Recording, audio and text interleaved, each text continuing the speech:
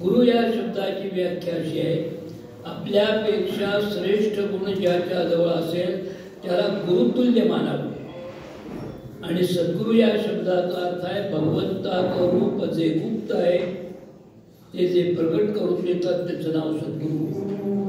आणि सद्गुरु शिवाय नरदेहाची इति कर्तव्यता नाही.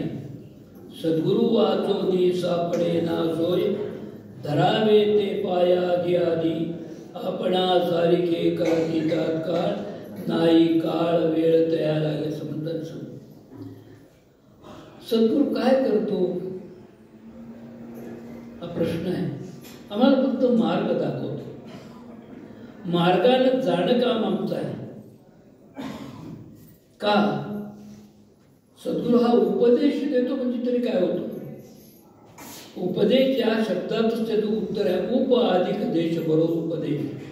उप म्हणजे जवळ आणि देश म्हणजे मार्ग. जवळात जवळ असलेल्या भगवंताला जाणण्याचा मार्ग म्हणजे उपदेश.